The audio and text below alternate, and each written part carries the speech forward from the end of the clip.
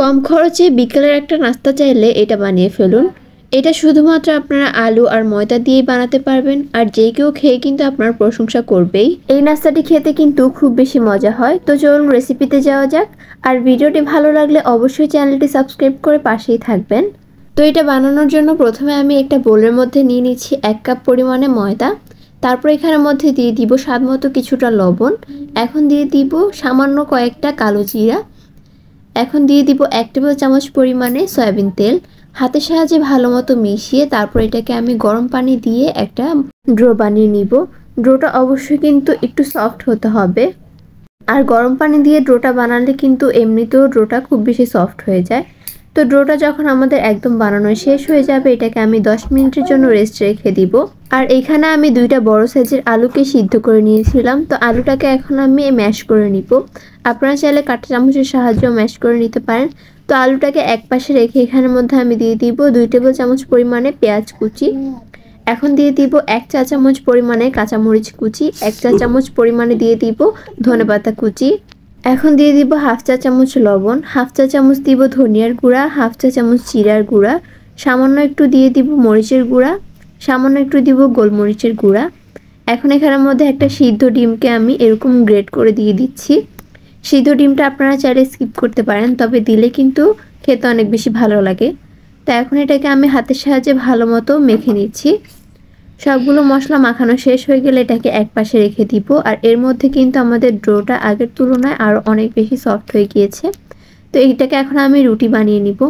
রুটি বানানোর জন্য আগে হালকা একটু মথে নিচ্ছি। মথে তারপর এটাকে গোল করে চ্যাপটা করে তারপর এখানের মধ্যে আমি ময়দা ছিটিয়ে দিচ্ছি। এর ফলে কিন্তু নিচে দিয়ে আর লেগে যাবে না। তো এখন এটাকে আমি বেলে নিব। রুটিটাকে যতটুকু সম্ভব পাতলা করে বানানোর চেষ্টা করবেন, তাহলে কিন্তু এটা অনেক বেশি ক্রিস্পি হবে আর খেতে অনেক বেশি ভালো হবে। তো দেখতেই পাচ্ছেন আমি কিন্তু ময়দা ছিটিয়ে ছিটিয়ে তারপর রুটিটাকে পাতলা করে বানিয়ে নিচ্ছি। তো আমার রুটিটা যখন বানানো শেষ হয়ে যাবে, তখন এখানের মধ্যে আমি যে আলুর পুরটা বানিয়ে রেখেছিলাম ওইটা দিয়ে দিব। পুরটা দিয়ে এটাকে আমি হাতের সাহায্যে এরকমভাবে চেপে চেপে প্রেস করে তারপর পুরো রুটির মধ্যে দিয়ে দিচ্ছি। পুরো রুটির মধ্যে যখন লাগানো শেষ হয়ে যাবে, রুটিটাকে আমি রোল করে নিব। এক সাইড থেকে এরকম আলতো হাতে রোল করে নিতে হবে। বেশি প্রেসার কিন্তু এটার মধ্যে দেওয়া যাবে না, তাহলে কিন্তু আলুটা বের হয়ে যাওয়ার চান্স থাকে। এখন এখানের মধ্যে 1/3 কাপ পরিমাণে ময়দা নিয়ে নিচ্ছি, সামান্য একটু লবণ, সামান্য একটু গুঁড়া মরিচ আর সামান্য একটু গোলমরিচ দিয়ে তারপর এখানের মধ্যে আমি একটু পরিমাণে পানি দিয়ে এটাকে আমি একটা পাতলা ব্যাটার বানিয়ে নিচ্ছি। এটা বানানোর জন্য আমার এখানের মধ্যে 1/2 কাপের মতো পানি লেগেছে।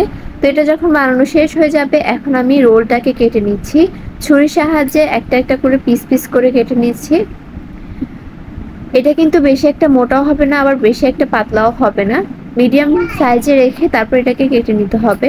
তো সবগুলো যখন কাটা শেষ হয়ে যাবে, তো আমি একটা একটা করে উঠিয়ে তারপর হাতের তালুর মধ্যে এগুলোকে চাপ দিয়ে নিব। বেশি জোরেও কিন্তু এগুলোকে চাপ দেওয়া যাবে না, তাহলে কিন্তু এগুলোর থেকে আলুটা বের হয়ে যাওয়ার চান্স থাকে। তো সবগুলো যখন বানানো শেষ, এখন আমি যে ময়দার ব্যাটারটা বানিয়ে রেখেছিলাম ওইখানের মধ্যে একটা একটা করে ডুবিয়ে তারপর ভালো মতো কোট করে চামচের সাহায্যে উঠিয়ে তারপর এটাকে আমি তেলে ভেজে নিব। এইভাবে করলে কিন্তু আলু একদমই বের হওয়ার চান্স থাকে না। তো চুলায় আমি একটা প্যান বসিয়ে ডুবো তেলে তারপর এগুলোকে ভেজে নিচ্ছি, তাহলে কিন্তু এগুলো অনেক বেশি ক্রিস্পি হবে।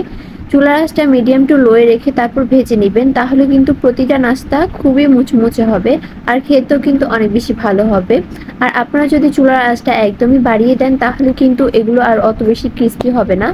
তো আমার আজকের ভিডিওটি ছিল এই পর্যন্তই। আর এরকম সহজ সহজ রেসিপি পেতে আমার চ্যানেলটিকে সাবস্ক্রাইব করে পাশেই থাকবেন। দেখা হবে পরবর্তী কোনো ভিডিওতে। আল্লাহ হাফেজ।